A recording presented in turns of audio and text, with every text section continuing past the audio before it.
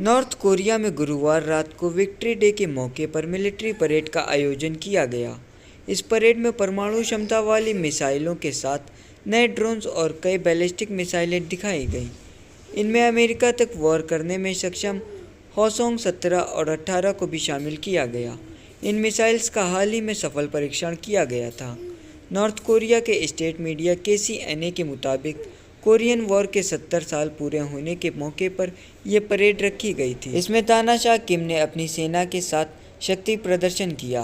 किम के साथ रूस के रक्षा मंत्री सरगेई शोइगु और चीनी डेलीगेशन भी नजर आया, जिन्हें बतौर मेहमान बुलाया गया था। परेड में एक स्पीच के दौरान रूसी रक्षा मंत्री ने क्षेत्र में तनाव के लिए अमेरिका को जिम्मेदार ठहराया।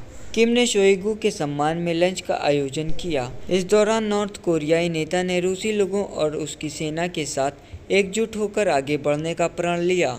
इससे पहले गुरुवार सुबह को किम जोंग ने रूस और चीन के डेलीगेशन के लिए डिफेंस एग्जीबिशन रखी थी।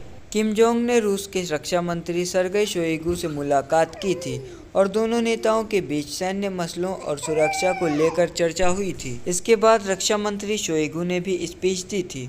उन्होंने कहा था कि नॉर्थ कोरिया की आर्मी दुनिया की सबसे ताकतवर आर्मी बन गई है। ये पहला मौका है जब सोवियत यूनियन के टूटने के बाद कोई रूसी रक्षा मंत्री नॉर्थ कोरिया पहुंचा है। नॉर्थ कोरिया में कोरोना पाबंदियां हटने के बाद यह पहला मौका जब कोई विदेशी डेलीगेशन प्योंगयांग पहुंचा। रूसी डेलीगेशन की यात्रा को लेकर व्हाइट हाउस प्रवक्ता जॉन किर्बी ने कहा, यह दौरा ऐसे समय में हो रहा है जब रूस दूसरे देशों से हथियार खरीदने की कोशिश कर रहा है। इसमें सब कुछ सीक्रेट नहीं रहा है। पुतिन दूसरे देशों से जंग में मदद मांग रहे हैं और इनमें नॉर्थ कोरिया भी शामिल है।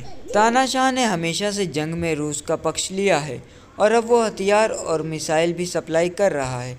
हालांकि रूस और उत्तर कोरिया दोनों ने ही इन दावों को खारिज कर दिया। 25 जून 1950 को उत्तर और दक्षिण कोरिया के बीच युद्ध शुरू हुआ। 38 पैरेलल लाइन के जरिए कोरिया को दो हिस्सों में बांटा गया था। उत्तर कोरिया को रूस समर्थन दे रहा था।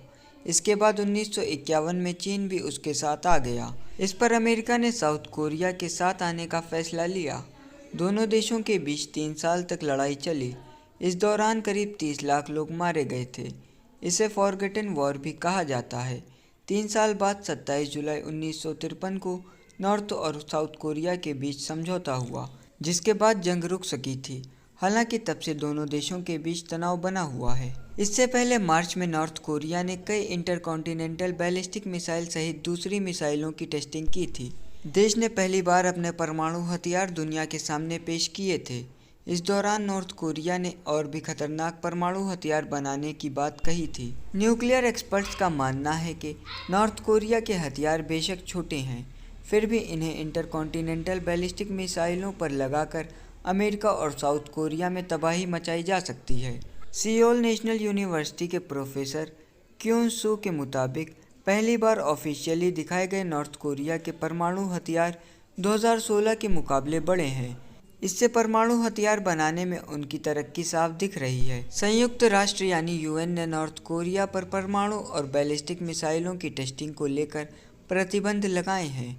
आसान शब्दों में कहें तो नॉर्थ कोरिया परमाणु और बैलिस्टिक मिसाइलों का परीक्षण नहीं कर सकता है। इसके बावजूद लगातार मिसाइल टेस्ट किए जा रहे हैं।